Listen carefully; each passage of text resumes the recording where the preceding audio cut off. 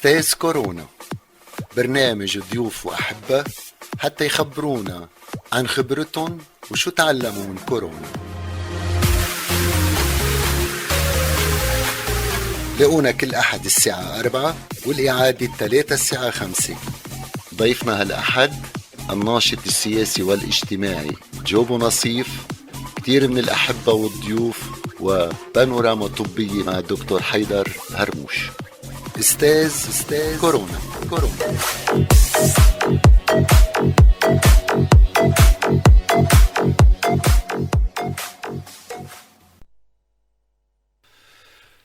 ضيفنا اليوم جو أبو نصيف، من مواليد أردي سنة 1969، مجاز بالحقوق. عمل كصحافي من 92 لل 97 بجريدة نداء الوطن. سنة 98 سافر على أستراليا، اشتغل بمجال البترول والاستثمار العقاري التجاري. سنة 2010 عاد إلى لبنان، وسنة 2012 افتتح أكبر مشروع مدينة سياحية مائية في قضاء زغرتا منطقة أردي. سنة 2010 بدأ التعاطي بالشأن العام السياسي والاجتماعي. جو أبو نصيف، أهلا وسهلا فيك. شو بتخبرنا، كيف عم تقضي مع كورونا؟ في شي مثلا هلا بالعاده بالبيت واحد بيصير هيك يطلع له كنا مشاريع، يتعلم طبخه، يعمل شي، ما بعرف اي شي. ايه خبرتك يمكن استعجلت انا اقول بالقبل. يعني صرنا العائله، قدرنا هيك يكون في لحمه اكثر بالعائله. قدرت تشوف تفاصيل ما كنت تشوفها بالقبل، صحيح. تصرفات الاولاد، عجقه صحيح. الحياه، الجنينه عندك. نعم. بتزرع شتلة بندوره بتشوفك في عم تكبر كل يوم. نعم. طبعا المطبخ بفوت عند مرتك بتساعدها شوي، نكتة من لا، هون. حسب، كل واحد يحكي ضرب. عن حاله. انا مرتي بتفوت بتساعدني، مش انا بفوت بساعدها. انا كل عم واحد ساعدها يحكي عن للحال. حاله. ايه. تفضل. عم بتعلم شوية اشياء جديدة. الله كثير ينجحك. بتفنن، بعلق انا وياها، بتعرف يعني النسوان مع طول هيك بيحبوا حدا يشور عليهم. ولكن عم نقدر هيك نختبر اختبارات حلوة الله جديدة يقويك. الله بهيدا يقويك. الحجر. ايه.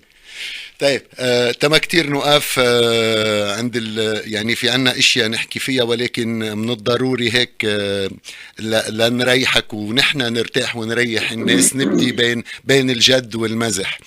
نعم. حضرتك، قبل ما نفوت بالاهتمام السياسي، خلينا نحكي عن جمعية بنات. نعم. يعني وبعدين بنرجع بنفوت على الشق اللي بدنا ناخد راحتنا فيه، اللي هو الشق السياسي، هو اللي أهم. شو قصة نعم. نعم. جمعية بنات، وكيف طلعت الفكرة، ومين هني، ووين صرتوا، وشو في نية تعملوا؟ شوف استاذ إلي هلا، نحن يعني انا ما رح روح من الجامعه الجريده على استراليا. رح رجعنا من استراليا بعد نضال، مع العلم انه انا شغلي باستراليا ما زال. ولكن ما رح نتوقف على هيدي النقطه. آه، بس رجعت على لبنان. وكنت يعني مقرر انه ربي واولادي بالبلد اللي انا خلقت فيه وترعرعت فيه، وهيدي هالخصوصيه اللبنانيه. آه، كان مضطر انك انت تفوت بالعصب الاجتماعي من جديد، يعني بعد فتره طويله من الزمن ترجع تختبر الحياه الاجتماعيه، الكونتاكت مع الناس، تفتح بيتك. وجدنا انه يعني في حاجه كثير كبيره، وفي وجع كثير كبير بما يخص يعني الحاجات عند الناس، على مستوى فرص العمل، على مستوى السعادات الخيريه، على مستوى تطوير الافراد. قد ما بدك يعني بلدنا بتعرف انت موارده بحاجة ما لكتير بدي اشياء، يعني صحيح. ايه بحاجه لكل شيء. نعم. بلشت الفكره انه بدنا بحاجه نعمل اشغال بلبنان، وكان بكورة هذا الشغل منتجع واوتيل ووترلاند اللي قدرنا خلقنا فيه بمنطقه عدم، يعني الانتاج، مساحه الانتاج اللي فيها عدم. 30 35 فرصة عمل، 70% منهم موسميين و30% على مدار السنة.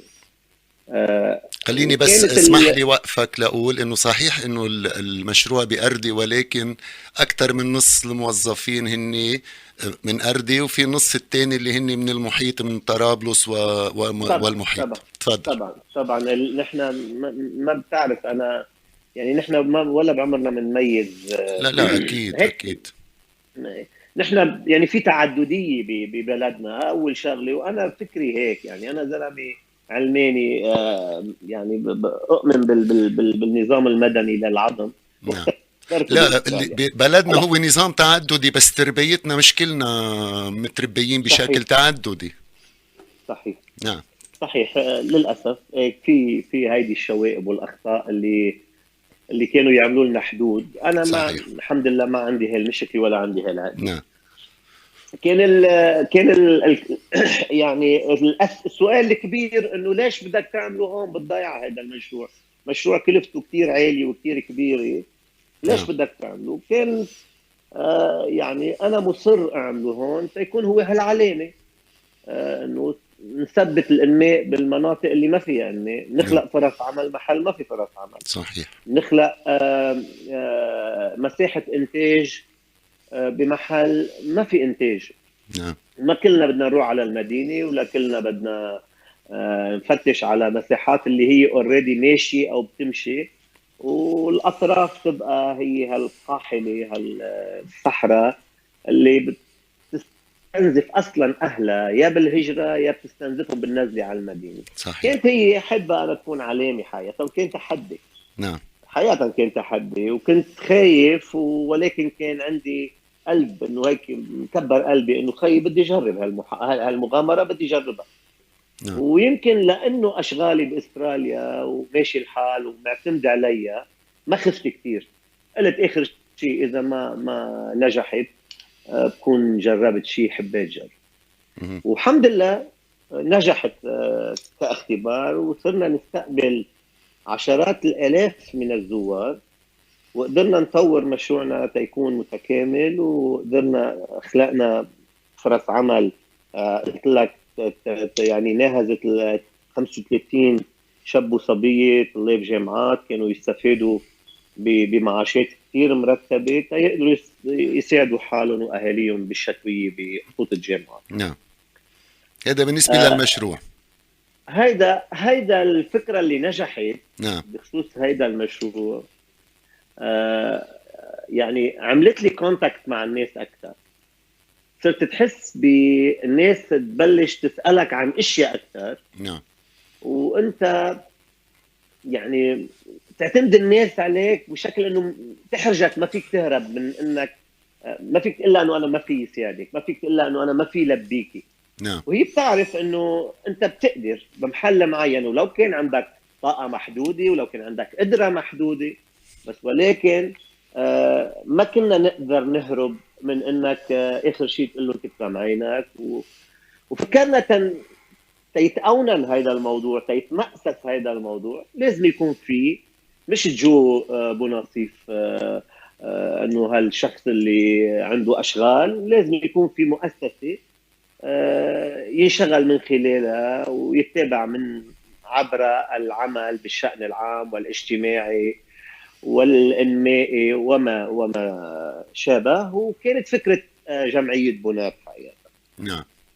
جمعية بنات هي مثل كل الجمعيات، بس متميزة شوي بطريقة تعاطيها. نحن عم نحاول بهالجمعية نأمن يعني بعض الاستثمارات.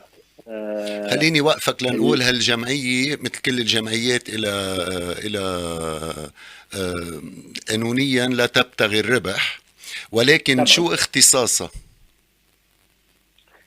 يعني في هي جمعيات بيئة، في جمعية جمعيات تنموية، تنموية. جمعية جيد. أوكي، تنموية. تنموية، نعم. وفيها جانب خيري، نعم. يعني إلها وجه خيري نعم. كمان. نعم. نعم.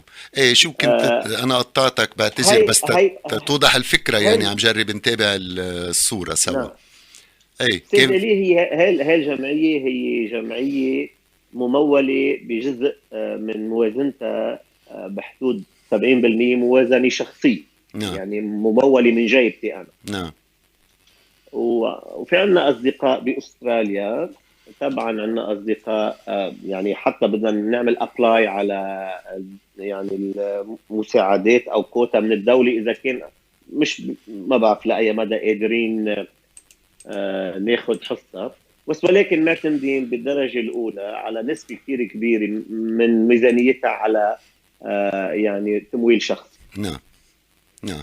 شو كان عندها مشاريع؟ آه، كان عندها، هل كان عندها شي عصب مشاريع؟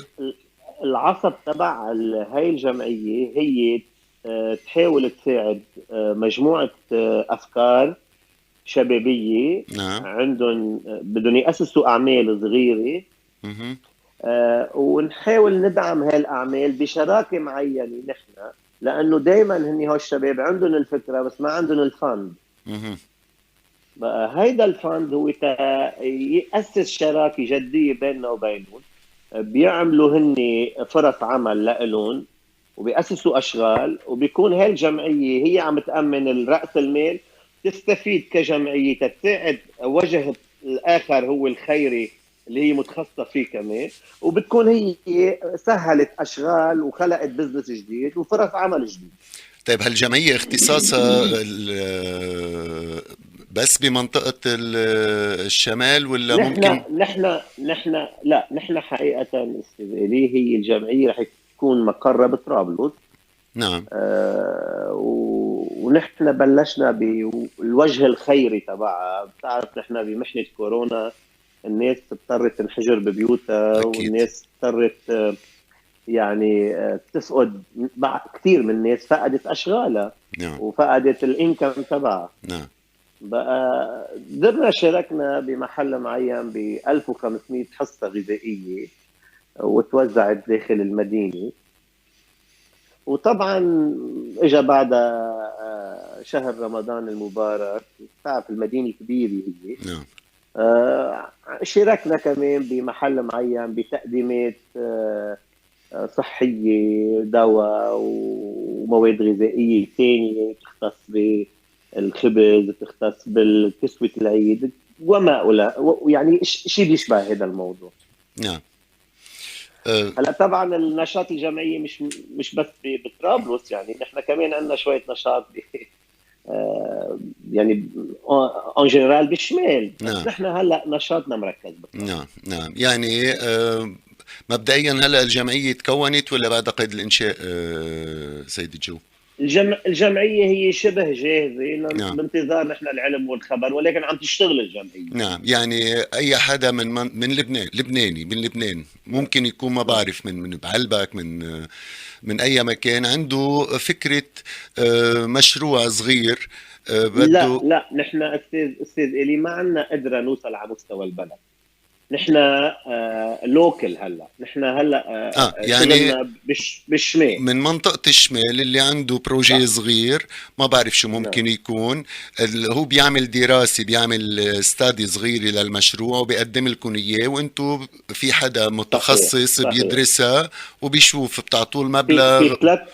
ثلاث خبراء متخصصين اللي بدهم يقبلوا الفكره تكون هي في فيزيبيليتي ستادي منتجه، نعم وبدها تكون يعني فيها انتاج على مستوى الدخل، وفيها انتاج على مستوى خلق فرص عمل، مهم. وفيها الفكره هي اصلا وي نيدد، يعني نعم احنا بحاجه لها. نعم نعم ونحن نعمل الدراسه يعني الكلفه قديش نعم بدها تصير جدية على الأرض. ممكن تكلف $5000، ممكن تكلف 50000. نعم هو شريك بالفكرة، نعم والإنكم تبع الشركة تبع هيدا البزنس الجديد بيكون بالشراكة بين الجمعية وهو. نعم. وهيدا تيخلق نوع من الجدية بين هيدا الشخص والجمعية. صحيح صحيح. يعني الجمعية بتملك الفكرة وبتمولها بعقد مع هيدا الشخص انه يديرها وينتج عبرها لغاية مدة معينة، ترجع بتنتقل الملكية لإله وبيصير هو بيكمل شغله لحاله. نعم.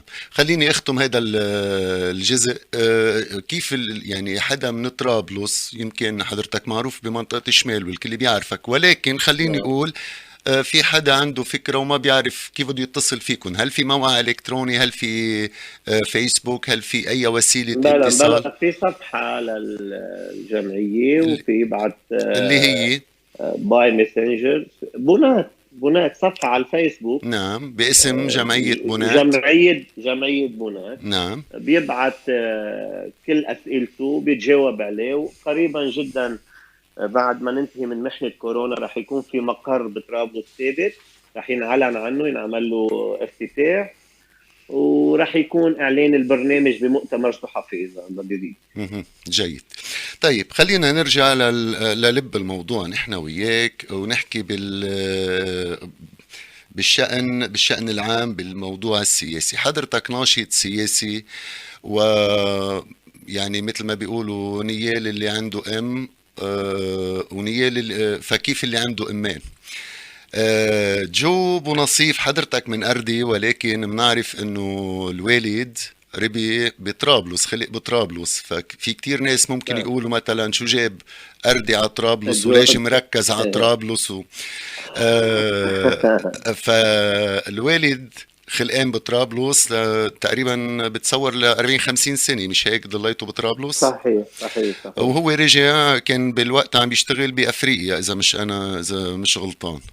صحيح، نحن بالاصل استاذ الي، نعم. نحن نفوسنا بمدينه البترول 763 القلب المديني. نعم. بيت جدي اجوا سكنوا المينا، جدي كان تاجر كبير، نعم. وتجوز تحت، وبيي وعمي وعمتي وعمتي خلقوا تحت وتربوا بمدارس تحت.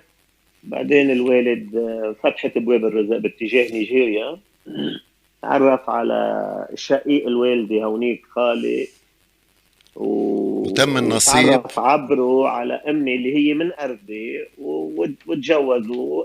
ولانه بيي كان يسافر كثير على نيجيريا، جدي بي امي فضل انه يكون في شقفه ارض حدهم، وامي تبقى حد منهم، انه بالشكل ما تكون بعيده، وهيك صار يعني حقيقه يعني انا نحن. اللي كنت عم جرب اني اقوله، عم بجرب وضح للناس علاقتك بطرابلس هي علاقة، علاقه تاريخيه، علاقه علاقة الدم، علاقة وبي دم. خلقان فيها. كما وانه عم وبعد جرب، عم نجرب انه نقول انه جو بنصيف، في ناس ما بيعرفوا يمكن، عم جرب كنت بس وضح فكرة انه ايه.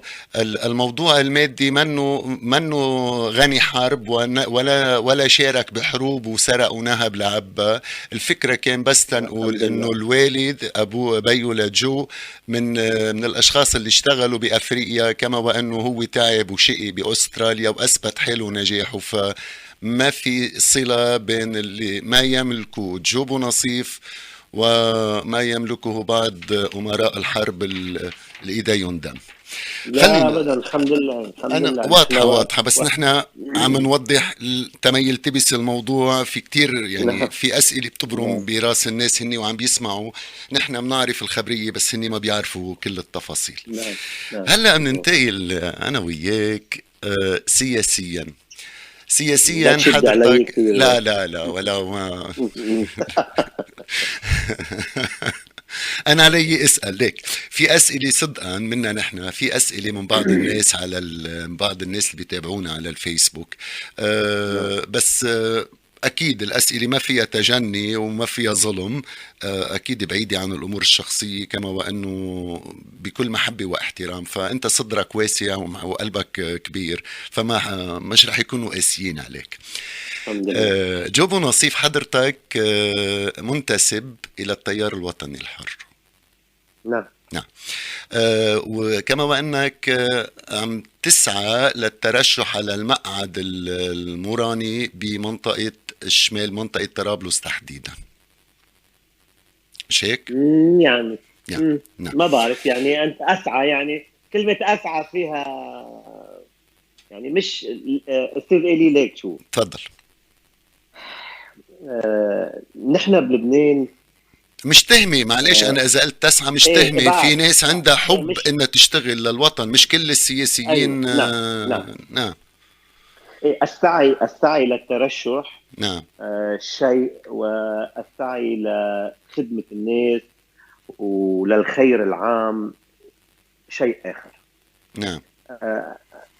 أنا كان عندي تجربة كثير بفتخر فيها وهيك بعملي كمان السياسي بأستراليا بانتسابي لأحد الأحزاب. وأنا يعني شغلت أكثر من منصب بالجالية هونيك من خلال يعني الجامعة اللبنانية الثقافية، وقت استلمت أمين سر مجلس قاري، وكنت بجو هيدا الوجع اللي عم بيعيشوه اللبنانية. نعم. هلا نحن تجربتنا بالانتخابات النيابية قبل ما نترك البلد يعني مجبرين بسبب الأسى والظلم وبسبب الصفقات بسبب الفساد، يعني هيدا الوجع موجود من هيك الايام. وقت رحنا وقت رجعنا وجدنا الحاله تقريبا يعني ما كثير اختلفت. نعم. يعني استنا بنشوف ناس العقلية ذاتها بتترشح على الانتخابات، نعم. بتعمل حمله انتخابيه، بتطلق برامج شعارات، واخر شيء بتختفي. بتحس هيدا الشخص اللي اجى خبرك الخبريه ما عاد موجود. ترك الناس لمصيرها، ترك الناس لوجعها، ترك يعني الناس. حضرتك صرنا رح اتخطى الأسئلة اللي محضرينها، عم بتاخدني بغير محلات. هل اللي حضرتك عم بتقوله بينطبق على الكل بما فيهم التيار الوطني الحر؟ يعني نحن مش حلقتنا التيار، بس حضرتك عم بتجرني. ايه معلش، انا رح جاوبك ليش. تفضل. جل من لا يخطئ، كلنا أكيد عنا في أكيد كله عنده جاب. أكيد. مين قال انه التيار كامل؟ ما حدا قال. نعم.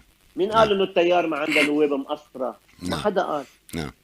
كل الاحزاب السياسيه وكل نعم. التيارات السياسيه صحيح. بلبنان في عندها نواب وشباب قبضيات وخلاقين وتلاقيهم محروقين على البلد وعلى الناس. نعم. وفي ناس ما بالها. نعم. بس انه بتجربه التيار الوطني الحر اللي انا بعرفها، وانا يعني قريب من مركز الآراء، من ما ولا مره يعني كان في تعلق بالشخص. نعم. نحن عم نشتغل برنامج. صحيح صحيح. يعني الشخص اللي ما بيأدي قصته للعلا الله نعم. معه.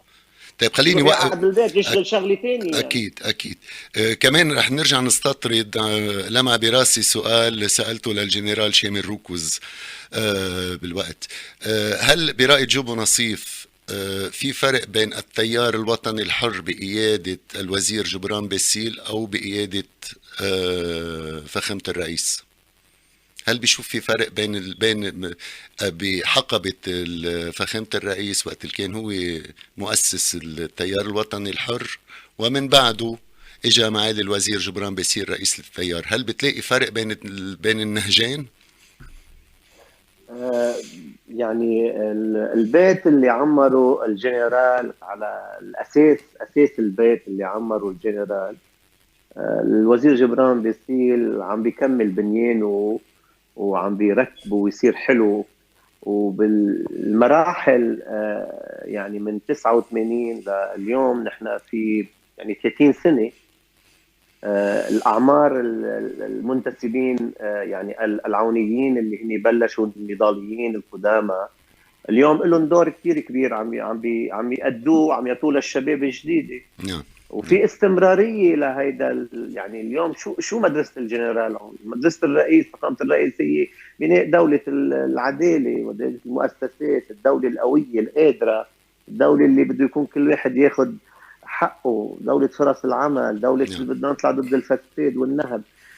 وانا ماني شايف انه انت شايف في تعارض بين يعني المسيره والنهج؟ بعرف انا موجود لا لاسال مش لاعطي رايي، لان هيدا رايي يمكن ما يعجب حدا. الحالة العونية نعم. اللي هي أسست هيدا الفكر نعم. اليوم صارت مؤسساتية بالتيار الوطني الحر اللي هو انضم لصفوفه أكثر من 40 ألف محازب. نعم. ومعظمهم من الشباب الجامعيين. نعم. صار في عنا وين ما كان موجودين بالنقابات، واليوم كتلتنا النيابية من أكبر الكتل النيابية بلبنان. نعم. وعم يشارك من الباب الواسع يعني عم نحاول نأدي فكرنا بمسيرة بناء الدولة، وهو يعني استمرار. وبعتقد انه هي الجنرال هو هيدا الاساس تبع البيت، والبيت موجود هلا عم يتعمر وعم يكبر. طيب طيب السؤال نعم. الأخير بما بيختص شوي من قريب أو من بعيد بموضوع التيار الوطني الحر. هناك من يقول جو أبو نصيف قبل انتسابه للتيار لأنه متمول، هل هالشي صح؟ قبل انتسابي لاني متمول. نعم، هل هالشي صح؟ انا اؤمن بفكر الجنرال عون من 89. انا ماني منتمي لا، لاي. نحن مش انا عم باردون مكنك باردون يمكن أنا باردون السؤال انتسبت للتيار، انتسبت ببطاقة من أي سنة حضرتك؟ بال 2008. 2008، يعني بعد بس رجوع الجنرال على بيروت. ايه، وبعد رجوعي انا نعم من نعم استراليا. نعم نعم. لا يعني السؤال. بعد ما رجعت انا من استراليا، نعم انا رجعت تقريبا بهذا الوقت، يعني 2000 اواخر 2008 اول 2009، نعم بهذا الوقت نعم انا نعم قربت نعم على يعني كان في صداقه بتربطني بالوزير جبران باسيل، نعم كوني ابن البترون، نعم وصرت اتردد وقريب وانتسبت نعم. للتيار، ويعني بوقت صار التيار بلش يصير يعني منظم بال 2012 بعتقد. يعني برأيك مش مزبوط هذا القول؟ ما انا مين قال لهم انه انا متمول؟ وعلى اي اساس؟ كيف متمول يعني؟ شو متمول؟ شو العلاقه هذه يعني ما بعرف. انتسابي للتيار؟ يعني هلا التيار اذا كنت انت معك مصاري او ما معك مصاري بتفوت او ما بتفوت، شو دخل؟ ما في طلاب الجامعات متمولين اللي عم بفوت على التيار؟ طيب يعني اليوم التيار الوطني نعم. الحر عنده 40,000 بطاقه، يعني 40,000 بطاقه متمولين هيك بيقصدوا أكيد لا، الشباب؟ مين يعني؟ أكيد لا، كيف؟ أكيد لا. سؤال غير منطقي يعني. حضرتك بنعرف انه مثل ما سبق وذكرنا علاقتك بطرابلس علاقة حب ومحبة ووجدان وعاطفة. آه، بوقت من الأوقات كنت حضرتك عم بتقول بمقابلة لك سابقة، بتقول إنه كان عندك مشروع استثمار في ملعب رشيد كرامي الموجود معرض. بطرابلس، المعرض. نعم. آه، وما قدرت آه، ما قدرت تعمل شيء، علما إنه طرابلس تاني عاصمة. طرابلس ام الفقير، طرابلس ام الفكر، ام الثقافة، ام العلم، ام نعم. العيش المشترك، مثل ما كل الكذابين بيغنوا بيخبرونا اخبار وانه عرفت. نعم. طرابلس عاصمة لبنان الثانية، بحاجة لمشاريع. وقت اللي حضرتك طرحت المشروع، شو كان المشروع ومين افشله؟ استاذ إلي، ليك هو في عندنا بطرابلس مش ملعب، هو معرض رشيد نعم كرامي نعم كوني. نعم مساحته مليون متر مربع. نعم الفاليو تبعه، انا مصر انه الفاليو تبعه ما يعادل 5 مليار دولار. نعم مساحة الإنتاج يعني اللي بينتجوا للدولة أو لمدينة طرابلس نعم صفر. صفر دولار. نعم جينا نحن عم نقول إنه حرام هاي المساحة اللي هي فيها هيك مجموعة كونستراكشن للمهندس العالمي برازيلي، بعتقد اسمه نيمار أو شيء، نعم عم توقع. جينا اقترحنا انه حكينا مع وزير الاقتصاد هيدا يعني قبل هاي الحكومه، وقلنا له انه يعني شو يعني قدمنا خريطه طريق شو قادرين، كيف في يتحسن هيدا المرفأ ويصير منتج، من خلال تعيين مجلس اداره جديد لهيدا المعرض، من خلال نطلق مجموعه يعني جمعيه خاصه في فولونتير، ضم مهندسين ومفكرين ومثقفين من هالمدينه، نحاول نجيب استثمارات، تقدمه بعد دراسات، طبعا فولونتير بدون ما تكلف الدوله، لترميم هول العماير الموجودين، نعم ومن خلالها نبلش نفوت على هيدا المعرض على مساحاته لنطلق فيه مراكز للاعمال. هو في اوتيل كبير كان غير منتج ومنه عم يعني تابع له، هو 100 اوضه. انا هيدا عديت حقيقه دفتر، يعني عديت ملف لتقديمه للوزاره الاقتصاد كونها هي وزاره الوصايه، كرمال استثماره وتامين 150 لل 200 فرصه عمل لاهل هالمدينه. نعم وكنا يومتها قدمنا فند بقيمه 5 ملايين دولار، جماعة يعني قدرنا امناهم لا يكونوا بهيدا المرفأ، وانه يكون هالمناره المرتبه بوسط هالمدينه. لانه اليوم بده يجي على طرابلس ما في ينام فيها، يعني ما عندنا اوتيل بطرابلس، ما عندنا مرفق هيك حيوي بيقدر حدا يقضي فيه يومين ثلاثه. وكان تأمين فرص قلنا عمل انه كمان للمدينة. ايه، قلنا عبر هيدا المرفق اللي بنقدر نطلق السياحه الداخليه، بنقدر نطلق بقلب المطعم اللبناني اللي هو بيقدر يكون مطبخ عالمي بقلب المعرض. في عنا كمان مبنى الدوم، هيدي القبه فيها تكون اوبرا هاوس نعم على مستوى لبنان. طبعا اضافه انك فيك تعمل معارض ومراكز اعمال بشكل دائم للحرف الموجوده بقلب المدينه. بتعرف المدينه بتشتهر بكثير حرف وقربت تنقرض، صحيح. الا انه بنساعد يكون في معارض دائمه لهيدي. يعني نعم انت بطريقه غير مباشره بلشت تنتج مصاري للدوله، بلشت تخلق مساحات فرص عمل نعم من عدم مهمله، وبلش هيدا وسط هاي المدينه يزدهر من خلال الناس اللي بلشت تجي من برات المدينه عليها، نعم وبلشت تنحط على الخارطه السياحيه. نعم يعني كان في اكثر من عم نعمل اكثر، نضرب اكثر من عصفور بحجر. نعم للاسف الروتين الاداري بالدوله اللبنانيه، ولانه نحن بطلنا بلبنان نصدق انه لا في شيء قادرين نعمله، طبعا اعترضتها بصعوبات. وطبعا انا يمكن انشنت حمله اعلاميه طويله عريضه علي، قالوا انه هذا الشخص انه التيار وطني حر وعوني، انه جاي ايه يحط شو ايده على يعني؟ المعرض. يا يعني هيدا لطيف. الاتهام، ما هيدا بعرف هيدا الجزء من الحمله اللي انشنت علي. ولكن اليوم اختلفت. انا ليك بقول لك شغله، اليوم اهل طرابلس هي طرابلس كل عمرها هيك، ما راح تتغير. مدينه العلم والانفتاح، قد ما يحاولوا يغيروا لها صورتها ما راح يقدروا. صحيح ناس طيبه بطرابلس، صحيح. الناس كل عمرها عايشه مع بعضها، بتحب بعضها.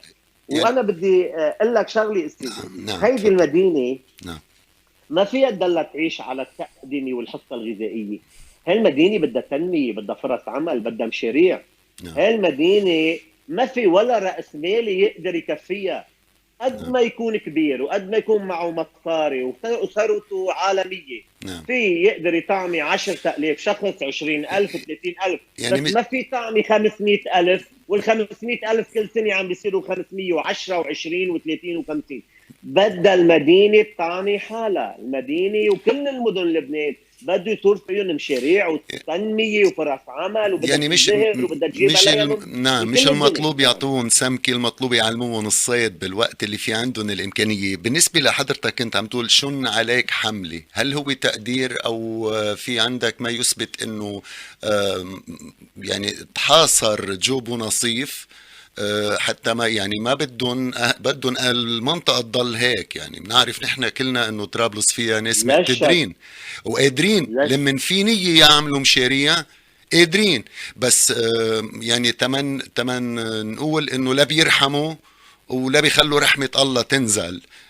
الفكرة انه هل كان تقديرك انه انت حوربت، او كان عندك ما يثبت انه انت حوربت بس لانك انتمائك للتيار؟ لا يمكن يكون حجة الانتماء، نعم بس يمكن هاي الأفكار ما بتناسب اللي كل 4 سنين بيجي بيدفع 50,000 ليرة على الصوت وسهل عليه وتارك الدنيا مثل ما أنا. يعني مثل واحد عامل هيك يعني ما بعرف، ألعم معه مفتاحة، ساعة ما بدي أنا لا لا بيجي ما بحركها بالطريقة بتخيل. اللي بدي إياها. أهل بعتقد طرابلس هذا الفكر اليوم تغير. أهل طرابلس طرابلس اليوم عندهم من الكرامة ومن العنفوان ما يكفي لأنه ينبذوا خليني أقول تجار موجودين لاستغلالهم بهالشكل الرخيص، حولون عم بيجربوا يحولوا الناس لتمنى كرتونة إعاشة. يا عيب الشوم، يا عيب الشوم. إيه، للاسف كانت هيك ماشي الامور. انا بقول لك شغله، انه هلا الامور منا هيك بقى. في وعي كثير كبير بهالمدينه. الناس صارت عم بتفتش عن خيارات جديدة. ويمكن أذكى فكرة اليوم لمدينة طرابلس، يعني عم بعطي مدينة طرابلس كمثل أنا لأنه هي الثاني مدينة بلبنان، وهي المدينة الأولى بالشمال. نعم. أذكى فكرة لأهل طرابلس لمدينة طرابلس اللي أنا بعتبر حالي منها، إنه تفتح أبوابها للكل، تستدرج كل التيارات السياسية اللي عندها قدرة على العمل بقلب طرابلس تخدم طرابلس. أكيد. مش إنه شو جاي يعمل، لا تعامل. أكيد. وقت اللي بيطلب منكم شيء اعملوا هيك للتيار انبذوا او لحزبه، بس حدا جاي يعمل مشروع انمائي، وين الغلط؟ بلبنان ما في حدا منه محزب، مش غلط. نحن مش بس بحاجة انه هيك تنفتح الاعمال بطرابلس. طرابلس هي كل عمرها، يعني انا وصغير اذا بدنا كيس بهار يبقى على البلد بيي او امي تقول بدنا ننزل على البلد. نعم. نعم بدنا صحيح. ننزل على البلد نجيب اغراضنا، صحيح. بدنا نجيب، يعني كانت بالنسبة لنا طرابلس هي البلد. نعم. اليوم المدينة بعد اللي صار فيها من جولات القتال وبعد التهميش اللي صار فيها، كانت هي السوق الوحيد بالشمال، انخلق على جوانبها أسواق. العالم راحت على الكورة، راحت على زغرتا، راحت على المني، راحت على عكار، راحت على البترون، راحت على بشب، صار في أسواق كثير انخلقت. نعم. ولكن هالأسواق كيف ما انخلقت بتضل تنقصها روح هاي المدينة. نعم. المدينة اللي هي يعني ما حدا بيقدر ياخذ لها دورة. نعم. فأنا برأيي إنه لا، اليوم حان الوقت إنه هاي المدينة ترجع تبلش تطلق صرخة هيك يعني الاستدراج. أهلا وسهلا بالكل اللي بده يجي يشتغل. طبعا في مرافق بطرابلس لازم تبلش تشتغل هي كمان، تحط ايدها بورشه العمل، غرفه الصناعه والتجاره لازم يكون لها دور. كل مكاتب الوزارات اللي هي ببيروت، ان كان من صحه، من شؤون اجتماعيه، شباب ورياضه، وزاره الاقتصاد، يعني شو كل الوزارات عندها مكاتب تمثيليه بالمدينه، لازم التربيه وريفا لازم تبلش يكون لها دور فاعل بخدمه الناس بطرابلس، اضافه لمرفأ طرابلس، لكل المرافق اللي هي قادر تعبي الشواغر الوظيفيه فيها وترجع هاي المدينه تلعب دوره على مستوى لبنان. عندي سؤال الثاني اللي هو بفتكر ضمن هالسياق اللي حضرتك عم تتفضل فيه، انا بعرف انه كان في عندك مشروع بناء كيوسكات موحده بشكل منظم وبشكل حضاري. شو الموضوع بشكل مختصر كمان ضمن الفكرة هيدي؟ أطلقنا فكرة للمدينة كمان بحقيقة قبل ما رئيس البلدية السابق ناقشنا الموضوع معه، ولكن للأسف كان في استقالة وتغير. نحن بتعرف بكل دول العالم بتفوت على كان بتركيا أو بباريس أو بسيدني أو هيك بقلب المدن في كيوسكات هيك مرتبة ذات وجه سياحي. بتبيع ايتم، بتبيع فروت، بتبيع سوفينير، بتبيع وريفا، يعني فاريتي. اطلقنا فكره انه 1000 عربيه على شكل كيوسك تكون تتوزع ضمن مدينه طرابلس، نستبدلها بعربيات الخشب القديمه الوجه بشع اللي يعني مش كثير مرتبه. وقلنا انه بنشرع هذا الشركه، نخلق شركه بتكون هي شرعيه، البلديه بتاخذ ضريبه محل وقوفها، والشركه هي بتاجرها لشخص وبتهتم بالصيانه، ما بقى يقدر ياخذ وظيفه بالمرافق العامه. يعني شخص عمره 60 سنه او 55 سنه يمكن ما بقى كثير سهل عليه يلاقي وظيفه. هال 1000 عربيه بتقدر تلاقي 1000 وظيفه ل1000 عائله، لاشخاص اللي اوريدي ما بقى يقدروا يلاقوا شغل، يقدر ينتج معيشته، وهن ذاتهم هول 1000 الشركه هي ذاتها بتعمل لهم ضمان صحي، يعني وهن بحد ذاتهم بيكونوا وجه سياحي اكيد وحضاري. اكيد يعني اكيد. انت بتكون عم تضرب اكثر كمان من هدف بشركه واحده. نرجع بنقول لمن في نية سيدي جو للمساعدات غير الكرتوني والزل بكيلو البرغل. في كتير أفكار، بس بدها نوايا، بدها نوايا طيبة مثل ما حضرتك عم تتفضل، ويكون الناس عندها نعم. نية تعمل شيء. يعني اللي أنا بفهمه منك المشروع هلأ حاطينه انتو هولد ليكون اجا مجلس بلد جديد لترجعوا ان شاء الله تتنشطوا فيه. نحن لا رح نقدمه للمجلس البلدي هلا الحالي. اه في ما بعرف و... حضرتك عم تقول و... انه صار في و... استقالة. استقال رئيس البلدي مهم. وتسلم رئيس بلدي جديد. وحقيقه انا لاني بغيب كمان على شغلي بعض الاوقات على سيدني، ما عدت استكملت الموضوع. بس مهم. احنا هلا بس رجعت انا يعني بتاعت كورونا وهيدا، اكيد بعد اكيد كورونا اكيد رح ان شاء الله. الملف جاهز، ان رح شاء الله. يتقدم على كل البلديه التوفيق. ونناقشه معه كل ونشوف مدى تطبيقه مع الرئيس البلديه الحالي كل بقلب المجلس. التوفيق ان شاء الله. كل التوفيق. تسلم لي تسلم شو لي. كيف بتصنف علاقتك بالشخصيات السياسية والشخصيات البارزة بطرابلس؟ حقيقة أنا ما عندي عداء مع حدا، كلهم خير وبركة. ويعني أنا يعني على علاقة مع الكل حقيقة.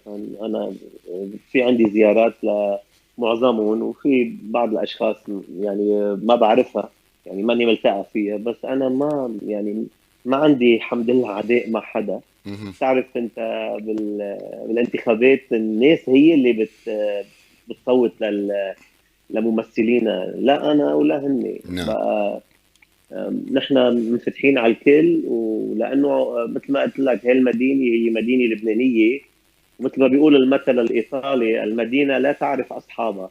نعم بكل دول العالم انت يعني بيقولوا لك اهلا وسهلا فيك اذا معك استثمار نعم باي مدينه، خذ نعم جنسيتها نعم. وجيب استثمارات واعمل فرص العمل وانت بتصير مواطن منها. بعتقد هاي العقليه لازم نبلش نعم نفكر فيها بلبنان، مفروض بعد كورونا ونستقطب نغير. استثمارات ونقول لهم المدينه لا تعرف اصحابها، نعم المدينه لكل حدا بده يخدمها ويعلي لها صحيح البنيان فيها. صحيح. ومن هذا الباب انا بدي اشتغل بهالمدينه وما حدا في يمنعني. نعم انا مواطن لبناني، لي حق، لي الحق اشتغل أكيد محل ما بدي.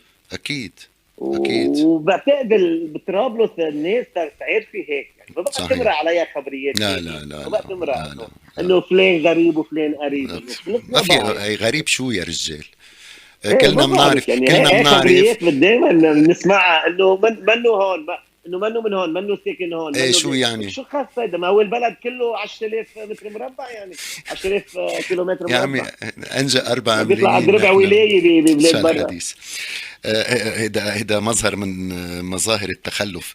استاذ ابو نصيف، لو بقت صلاحيات رئيس الجمهورية كما كانت، هل كنا وصلنا لما وصلنا اليه اليوم؟ الصلاحيات قبل اتفاق الطائف تقصد؟ اكيد اكيد. شو قبل ما ماتت امي اكيد قبل قبل الطايف. الله قبل يرحمها. الطايف تعيش. يرحم جميع الموتى. يعني كان عنده صلاحيات، كنا الى حد ما مميز رئيس الجمهورية اللبناني، كان عنده صلاحيات كاملة. اليوم آه، ضعنا، صار كل واحد بيحدف على التاني وحدث ولا حرج تمن نحكي كلمة كبيرة ليك عن الشباب. إيه، ليك استاذ نعم ودي بقول لك شغله. نعم. نحن مشكلتنا مش بالصلاحيات، مشكلتنا بعدم تطبيق هيدا الاتفاق، وانحكى من لا زمان مشكلتنا فما عم نطبقه. بالصلاحيات. خليني اسمح لي انا ما بتفق انا وياك. بايام الرئيس فؤاد شهاب كانت الصلاحيات عنده، كان بني بلد.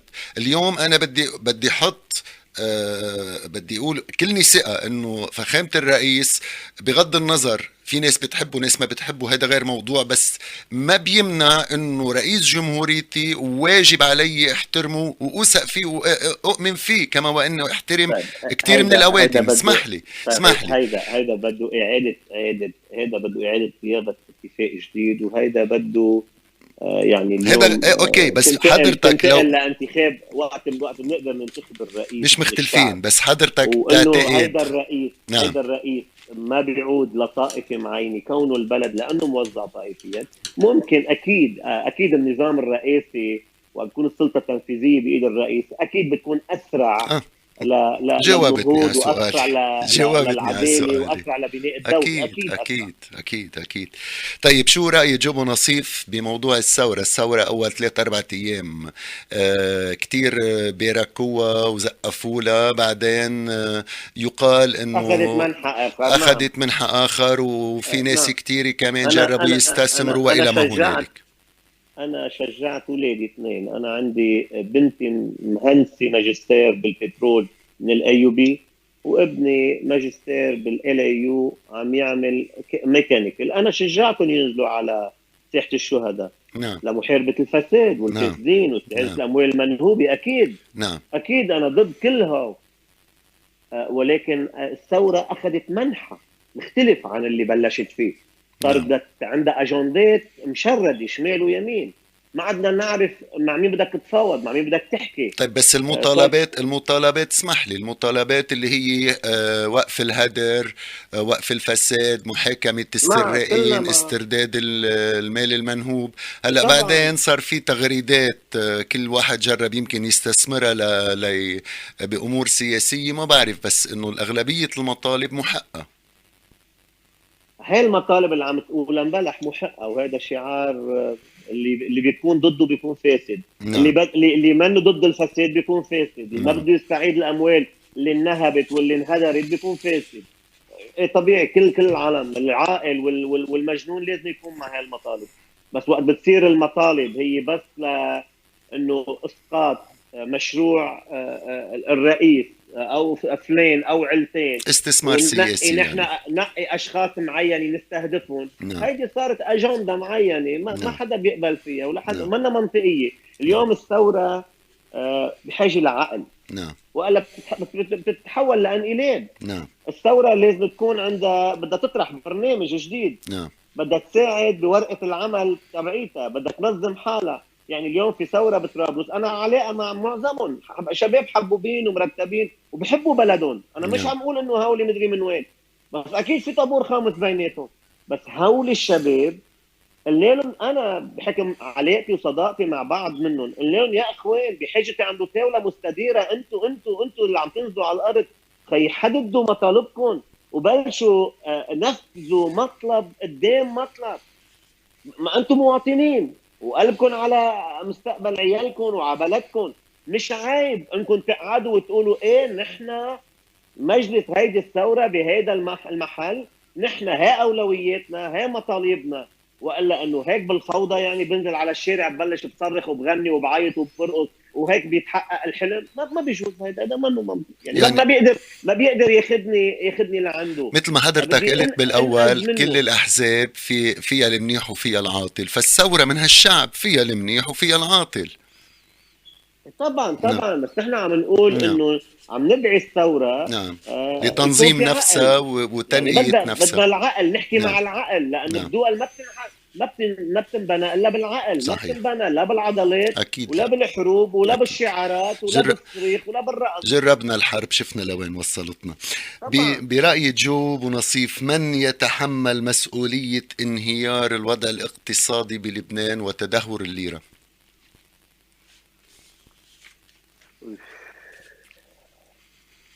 يعني انا بشوف انه نحن اعتمدنا سياسه اقتصاديه قيامها على احلام وهميه، بلشت بالاستدانه على اساس انه نحن بكره بيصير في سلام شامل وعادل وبننعفى من هذا الدين. وللاسف انه حسابات الحقل ما ترافقت مع محصول البيدر. البيدر، وصرنا ندفع ويعني نحن ندفع من لحمنا الحي فوائد عاليه على الدين اللي عم نتدين، واللي هو بلش بمليار و700 مليون دولار، وصل اليوم ل 91 مليار دولار. وانت بتعرف انه هو كان الانتاج الوطني، المدخول الانتاج الوطني بلبنان بهيدي 30 سنه اللي تطور فيه الدين من 1.7 بليون ل 91 بليون، كان الانتاج الوطني تبعنا 167 مليار دولار ومصروفنا 164 مليار دولار، يعني عندنا فائض 4 مليار دولار كمان انصرفوا. يعني بما معناه نحن خسرانين بها 30 سنه، فايده دين عاليه راحت، ما بعرف كيف راحت، جزء منها للمصارف، جزء للسياسات الهندسات الماليه اللي انعملت، جزء منها انوهبت، ما يعادل 91 مليار دولار، انوهبت اللي ولا هن هيدا اللي انهبت؟ وصلونا لهيدا الازمه اللي نحن عايشينها هلا. باردون، قلت انوهبت ولا انهبت؟ انوهبت وانهبت. انوهبت. ليش السياسات، ليش الهندسات الماليه ما كانت عم توهب مال للمصارف؟ مين مسؤول عنها؟ وقت اليوم باردون بدق لا هل وقت حاكم مصرف مصرف، انا لبنان؟ بعطيك تجربه صارت معي انا. وقت مصرف بدق لي بيقول لي جيب لي 5 ملايين دولار وخد 40% عليهم بالسنه، هيدا شو هيدا؟ وين في منا بالعالم هي؟ طيب بس عم بيتحمل عم بيتحمل الحاكم يعني كل شيء صار الحق عليه. هل برأيك الحاكم عنده صلاحيات انه يعمل سياسات مالية هو طبعا ينظمها الحاكم، ويهندسها؟ طبعا الحاكم هو مسؤول. اليوم مسؤول. المسؤول ما في تهرب من مسؤوليته. الحاكم كان يطلع يقول قبل ال 17 تشرين، انا سمعته قال الليره بألف خير. بعد 17 تشرين بطلت الليره بألف خير. شو تغير؟ ما لا بعرف. حساباتنا قدرنا نمد ايدنا عليهم نعم. ولا شلناهم ولا زدنا عليهم، ما تغير شيء. معناتها كان في شيء يعني ما بعرف، كان في عم بيخبرنا خبريه، او حدا كان عم بيقول له خبر هالخبريه، يشرف يوضح للعالم. هو مسؤول، اكيد مسؤول، اكيد هو مسؤول. مسؤول لانه هو كان جزء عارف، جزء كان من عارف هيدي وما قال. المسؤوليه بيتحملها. اكيد اكيد. اكيد مسؤول انت اليوم تجاهنا نحن بقانون النقد، الناس. قانون النقد والتسليف، هو انت اذا شايف الدوله عم تنكسر وما عم تطلع مصاري، كيف بتاخذ اموال الناس وبتعطيها اياهم؟ من باي انت شورتني انا؟ انت شورتني انا بدي اعطيك، انا بدي هالمصريات اللي انت حطيتها عندي بالمصرف الخاص، المصرف الخاص حتى عندك. شورتني انا انك بدك تعطيها للدوله عمل فيها مشروع ينهدر فيه 10 ملايين دولار او 100 مليون دولار. بكل، انت لو موجود باي دوله بالعالم انت بتكون انت عم تتحاكم، بدك تتساءل. يا بتبرز براءتك وبتخبر الحقيقه، يا بتكون مخطئ وبتتحاكم وبتنسجن. يا بتكون مشارك. اكيد. يعني طبعا. إلنا حق نسأل بالآخر، نحن مواطنين إلنا حق نسأل كتير أسئلة وهن عليهم يجاوبوا، لأنه بالآخر لما بيكون في خطر داهم من المفترض كان إنه يطلع يقول الحقيقة للناس. بس من سنة 90 لليوم البلد بألف خير، نمنا وقمنا تاني يوم البلد منهار. يعني بدك غشيم يصدق اللي انقال. استاذ جوبو نصيف، قبل ما نختم انا وياك بدي احط فرضية. انت اليوم اذا بدك تنزل على او ممكن يقولوا لك يا خيي بدنا اياك تنزل، اهل طرابلس تنزل عن المقعد الماروني بمنطقة طرابلس، شو بيقدم جوبو نصيف؟ مشروع للشمال، مشروع للمنطقة اللي هو رح يكون نايب فيها. شو المشروع اللي بيشوفه ضروري ولازم وبيقدر يعمله، مش وعود مثل غير سياسيين؟ تفضل توجه لأهل طرابلس، الميكرو إلك. استاذ الي ليك، انا رح اختم نكفي على بخصوص مصرف لبنان قبل ما انتقل على نعم. بدي اقول لهم لاهل بطرابلس انه نعم. نحن انا ومثل كل اللبنانيه جانا عمرهم موجود بالمصارف اللبنانيه وما لهم حق باي قانون باي عداله انهم يحطوا ايدهم على جنة عمر الناس، لانه هيدا الا ما يقال هذا ظلم ولا عداله وفساد. أي ظلم يا رجال! يجب ان حاكم مصرف تعاد لبنان هيدا والله المال ليوزعوه لاصحابه. تخير، والله ليوزعوه تخير لحاكم مصرف لبنان. الناس إذا بدها تروح مصرياتها بتعرف شو تخيري؟ يعني بده يشيلوا منه نسرة نسرة، بده يوزعوه على شعوب الأرض كلها، بده ياكلوه ناي. نعم نعم نعم. أوف يا بلدنا. بخصوص اهلنا ومحبينا بطرابلس، هلا نحن ما بدنا نحكي انتخابات بكير للانتخابات، لا لا بس ولكن نحن اليوم هالمدينة الموجوعة المتروكة لمصيرها بحاجة للكل يجي يشمر عن زنوده ويلبس هالجزمة وينزل على الأرض.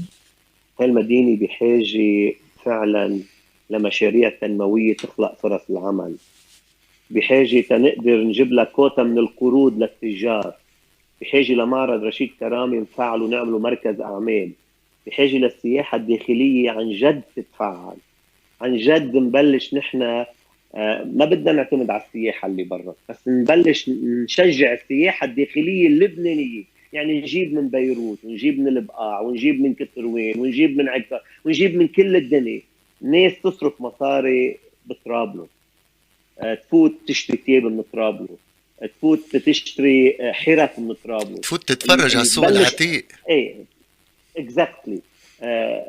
طرابلس بحاجه لكل مجالس الادارات اللي فيها معطله ترجع تتعين وتشتغل. مثل ما قلت لك لازم تبلش غرفه الصناعه والتجاره يكون عندها شراكه مع النواب. النواب مين قال انه بس شغلهم برلماني وتشريعي؟ هيدي هروب من مسؤوليه، انه والله انا بشرع. لا حبيبي، مش بس بتشرع، انا بتحدى بالبرلمان اللبناني اذا عندنا اكثر من 10 بيفهموا يشرعوا بالقانون. انا بعرف انه في لجنه خاصه، مزبوط لجنه مزبوط. تشريع القوانين، هي صحيح بتدرس القوانين، مش كل النواب بتدرس القوانين. صحيح خلصنا بقى. صحيح. النايب عليه يوقف حد الناس، يجيب استثمارات، يعمل مشاريع. مش عم اقول من جيبتك خيي، بس انت نايب وقت بتحكي كلمه ببنك او بمؤسسه اجنبيه وبتحاول تعرض مكامن الضعف عندك بالمدينه وبتحاول تستقطب عليها، واذا كل شهر قدرنا عملنا شيء او كل 3 شهور قدرنا عملنا شيء، نحن بمسيره معينه 4 ورا 4 ولا 4 هاي المدينه بتزدهر ووجعها بتحسه بيختفي شوي شوي، وهي لحالها بتصير تتعافى. اما انه والله الهروب من المسؤوليه انه النايب ما شغلته يشتغل اقتصاد، لا انبلا شغلته يشتغل اقتصاد. انت عم تمثل هيدا الناس، شو بده هيدا الشخص منك؟ شبوبيتك وخطابك؟ هيدا الزلمه بده فرصه عمل وبده بطاقه صحيه وبده يقدر يشتري بيت على الاسكان وبده يقدر يبني دولة عائله بدون ذل وعيش وبده يقدر بكرامة. يعني انه يعني يشتغل. يعني كل دول العالم اقتصاداتها كرمال شو موجود الدوله؟ مش مشان لا كرمال الناس، كرمال تأمن راحة الناس، شغل وصحة أكيد. وطرقات وبنى تحتية وكهرباء ومنازل وسكن هيدا هي شغلة النائب وشغلة الوزير. لشو قلة وجوده إذا ما هي شغلته؟ ما عم بفهم أنا. يسرق. جو أبو نصيف. نعم. أول شيء نحن منحبك ومنحب كل إنسان بحب هيك البلاد وبحب الأرض وبحب الشأن العام. نحن بحاجة بهذا الزمن لمحبة، بحاجة لناس قلبه أبيض، بحاجة لناس تطلع بالأرزي من فوق مش تطلع تحت شو مخبى. نحن بنشكرك على الوقت اللي اعطيتنا اياه، على امل نلتقى نحن وياك اول محطة بأردي ونلتقى نحن وياك بفية الارزات. شكرا لك جو ابو تجي نصيف. على بيت، تجي الله على بيتك. الله يخليك. وتحياتي لك وشكر كثير كبير على استضافتك اهلا وتفكيركم وسهلا فيك. ومحبتكم فينا. الله يخليك. تحياتي للجميع ولكل المستمعين. الله يخليك. شكرا جو ابو نصيف. شكرا.